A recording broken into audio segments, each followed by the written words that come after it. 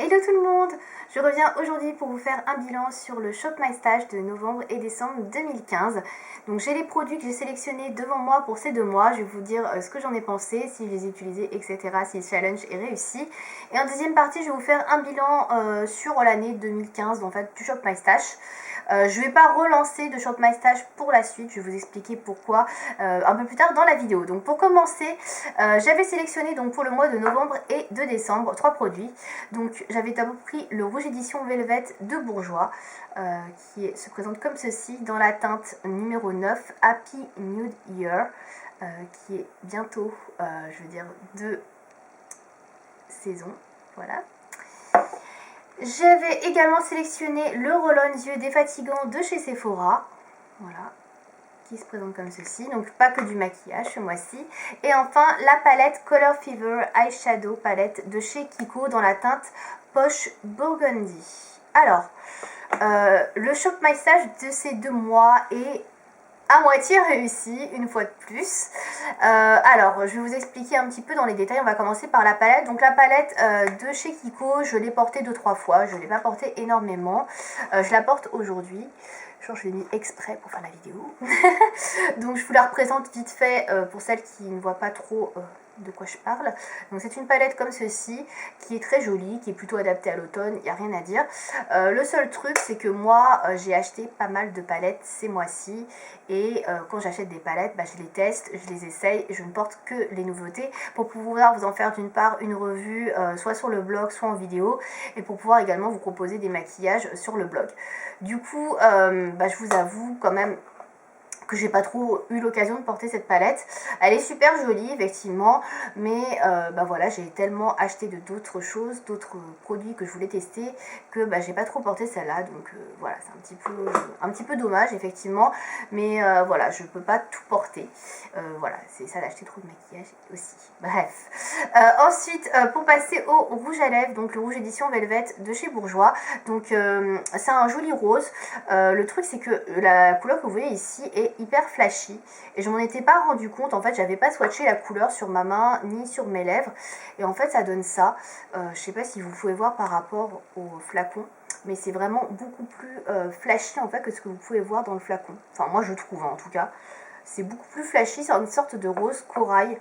C'est super joli comme couleur pour l'été, pour le printemps, mais pour l'automne-hiver, moi c'est vraiment pas du tout le genre de teinte que j'aime. Donc en fait je l'ai porté la première fois, je me suis dit oulala, ça va pas du tout avec la saison, mais je l'ai laissé et j'ai dû le remettre une deuxième fois pour faire un essai et c'est tout parce que franchement je trouve que ça va pas du tout avec l'automne. Donc voilà, je ne sais pas pourquoi j'ai choisi ça. Juste voilà, je me rappelais pas de la couleur. Je pensais que c'était un rose beaucoup plus portable, assez nude, un peu bois de rose, voilà, comme on vous dit, un petit peu beige. Et en fait, pas du tout, c'est un truc corail, assez flashy. Ça correspond pas forcément à ce qu'on peut voir là-dedans. Et du coup, je me suis fait avoir. Et voilà, du coup, c'est pas un produit que je porte vraiment dans cette saison-là. Donc c'est pour ça que je l'ai pas plus porté. Enfin, dernier produit, c'est le roll-on yeux démaquillant de chez Sephora, défatigant, désolé. Alors ce produit-là, en fait, je l'avais sélectionné parce que j'utilisais celui de chez Clinique, qui était bientôt fini, et du coup, je l'ai commencé à l'utiliser puisque le Clinique étant maintenant terminé. Donc, il se présente comme ça sous un roll-on en format tube. Vous avez 3 petites billes. Et en fait, il est assez bizarre au niveau de l'utilisation, c'est-à-dire qu'il faut appuyer sur le tube pour faire sortir le produit, qui ne sort que dans une bille et après vous étalez avec les autres billes et vous faites voilà. Alors je sais pas si c'est un problème de fabrication, le fait que ça sorte que d'une bille, que ça sorte pas sans arrêt en continu, je ne sais pas. Est-ce que c'est normal qu'il faille toujours appuyer?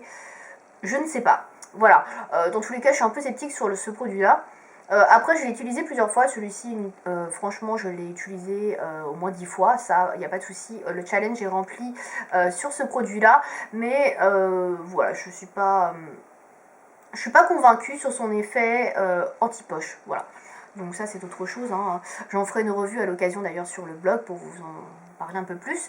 Voilà, après c'est pas un produit que j'utilisais non plus tous les jours, je l'utilisais effectivement que le week-end ou les jours où je travaillais pas, parce que les jours où je travaille je pense pas forcément à l'utiliser et du coup c'est vrai qu'on peut pas non plus vraiment bien juger de son efficacité. Voilà, donc du coup je suis un peu sur la réserve, mais en tout cas je l'ai utilisé et voilà. Rien de plus à dire, voilà.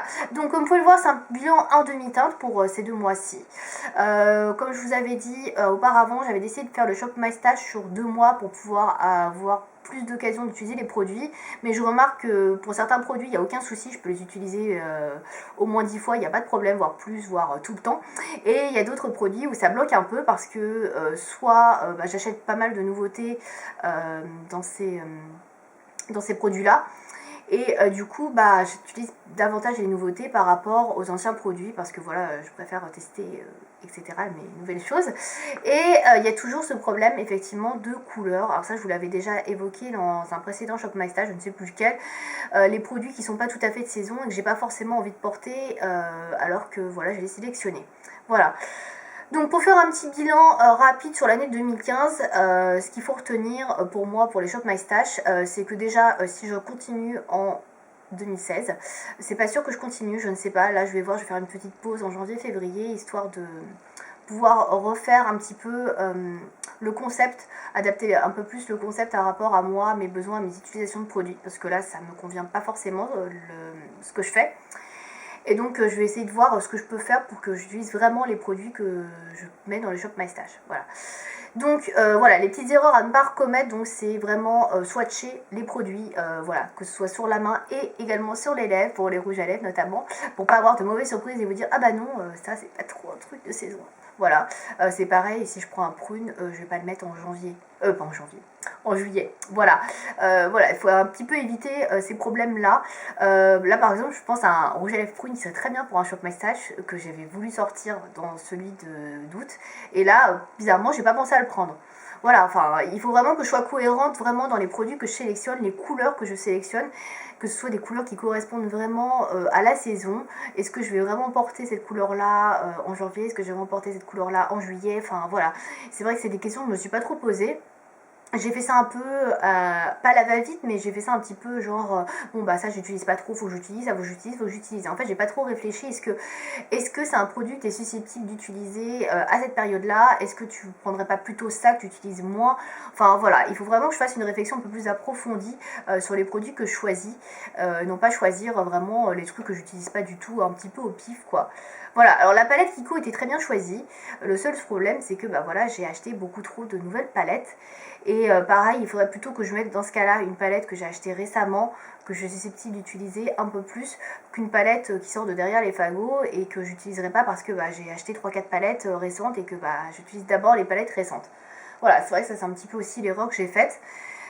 Donc voilà, je vais réfléchir à ça, je vais réfléchir à trouver un nouveau concept, quelque chose qui soit